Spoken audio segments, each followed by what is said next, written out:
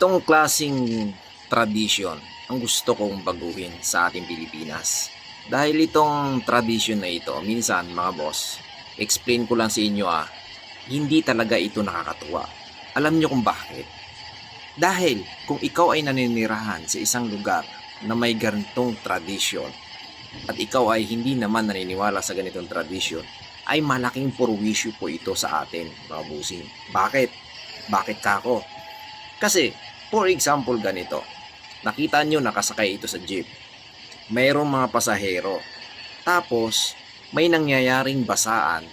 Paano kung may mga dala kang importanteng bagay na mga dokumento, di ba, may mga cellphone ka, babasain ka na lamang doon sa mismong loob ng jeep.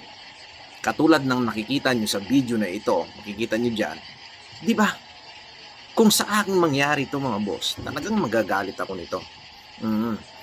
Itong tradisyon na ito na matagal na kinauugalian ng lahat, ng nakakarami, ay dapat na siguro or panahon na alisin itong ganitong tradisyon. Hindi na ito nakakatuwa. Hindi po masama magdiwang ng anniversary o okasyon sa isang lugar. Ang masama po nito kung inaabuso na yung ganitong klaseng tradisyon, hindi na po ito maganda para sa ating mga kababayan, mga busing. Diba? Kasi yung tradisyon na iyan ay simulat sa pool, ipinapatupad. Dapat ang lokal ng pamahalaan na ito, lokal ng pamahalaan ng San Juan, dapat hindi na ito pinapayagan o binibigyan ng permit yung mga ganitong klaseng okasyon. Pwede naman magsagawa ng okasyon, anniversary. Sa loob ng bahay, magdiwang kayo. Gusto nyo, basain nyo lahat yung bahay nyo. Kumuha kayo ng bumbero, basain nyo yung bahay nyo. Diba? Huwag kayong mamurwisyo doon sa pampublikong sasakyan na maraming mga commuters, maraming mga pasahero o ibang tao na sumasakay doon para lang basain nyo ng timba-timba na tubig. Diba?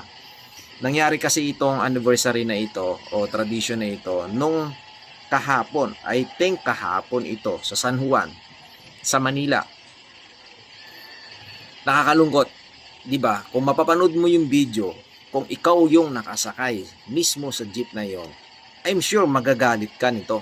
Kapag ikaw ay mayroong dalang mahalagang bagay, dokumento, papel, ikaw ay nag-a-apply, mayroong kang dalang cellphone, paano na lang, di ba? Nabasa na lahat dahil binasa ka. Tapos kapag ikaw ay nagalit, ikaw ay gumante, nagalit sila dahil daw ay tradition nila yon. Pero hindi nila inisip yung purwisyong dulot na kanilang biro o yung kanilang tradisyon sa tao. Kayo na magbigay nito ng reaction, ng opinion. Anong masasabi nyo? Kung natapos nyo yung video ko hanggang dulo, mag-iwan kayo ng comment dito sa baba. Para sa ganun, alam natin kung sino-sino yung naniniwala sa tradition na ito. Okay lang naman mag-celebrate kayo ng tradition nyo na yan . Dapat hindi kayo namumurwisyo ng tao. Iba-iba tayo ng mindset, iba-iba tayo ng pananaw, iba-iba tayo ng ugali. Diba? Iba-iba tayo ng paniniwala. So kung ikaw ay naniniwala ka dahil sa tradition mo na yan, i-celebrate mo.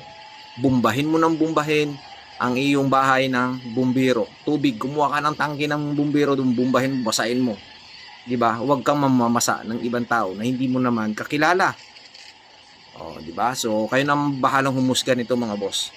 So, thank you for watching. Please share this video para maging aware ang karamihan at para maalis na itong ganitong klaseng tradition na ito na nangyayari dito sa Pilipinas na walang kakwenta-kwenta.